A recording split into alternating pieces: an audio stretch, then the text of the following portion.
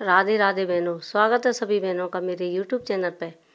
आज हम माँ बेटी की बहुत ही सुंदर कहानी बता रहे हैं, सुनाने जा रहे हैं। एक वृंदावन के पास गोकुल नगरी में माँ बेटी रहती थी। माँ बेटी कैसी थी? बहुत ही गरीब हालत में। दोनों माँ बेटी बागों से फूल लामती और एक मंदिर के सामने बैठ जाती, फूलन का काम करती। घर में गुजारा नहीं होता, जो बेच के आती, जो पैसे मिलते उनसे घर का खर्चा चलता था। तो एक बेटी थी, उसका नाम था सुशीला। सुशीला धीरे धीरे सियानी होती गई। जैसे सियानी होती गई तो उसकी माँ के दिन रोज चिंता होने लगी कि मेरी बेटी सियानी होती जा रही है, घर में धन दौलत तो है नहीं है, शादी कहाँ से करूँगी। छोटी सी उम्र में पिताजी का देहांत हो गया था, भाई कोई घर में है नहीं था, तो माँ को चिंता तो सताएगी। एक समय की बात, समय निकलता गया। जब सुशीला सियानी होती गई, एक दिन उनके घर पे दरवाजे पर साधु महाराज आए और साधु महाराज भिक्षा मांगने आए। उसकी माँ ने अंदर बुला लिए तो साधु महाराज से बोले, बाबा आपको क्या चाहिए? साधु जी बोले, मुझे भूख लगी हुई है बहुत ज़ोर से। साधु महाराज को दोनों माँ बेटी ने भोजन करवाया और भोजन करके साधु महाराज बोले, ये बताओ आप दो माँ बेटी तुम कुछ चिंता में डूबी हुई हैं। मैं खाना खा रहा हूँ, जभी से देख रहा हूँ दो माँ बेटी इनकी चिंता सताई हुई है।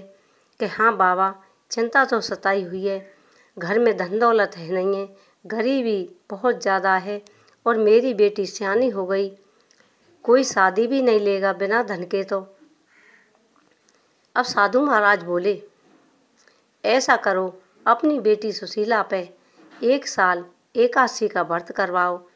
जब एक साल के व्रत पूरे हो जाएं, जब देव उठनी एकादशी आवे, उसको निर्जला व्रत करवाओ और निर्जला व्रत करके जल का अर्पण करवाओ।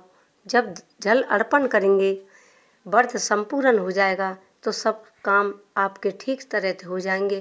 कह के साधु महाराज चले गए। तो सुशीला ने माँ की बात और साधु की बात मानकर ऐसे किया। एक साल पूरे विधि विधान से उसने एकादशी के व्रत किए। जब एक साल पूरी हो गई और देव उठनी एकादशी का व्रत आया तो सुशीला ने नेम पूर्वक निर्जला रहकर व्रत किया और भगवान को जल अर्पण किया। जैसे व्रत पूरे होकर उद्यापन हुआ, उद्यापन किया, सुबह सुबह मंदिर में दर्शन करने गईं तो मंदिर में दर्शन करके आईं। दरवाजे पे एक जानती हुई औरत बैठी थी। उसमें दोनों में माँ बेटी में मिलाप हो गया कि सुशीला की माँ का और उसकी जानकारी थी, तो दोनों में मिलाप होकर वे बोली, मेरा बेटा सियाना हुआ है, कोई लड़की देख रही हूँ। अब सुशीला की माँ बोली, मेरी सुशीला सियानी हो गई है, मैं भी कोई योग्य वर देख रही हूँ।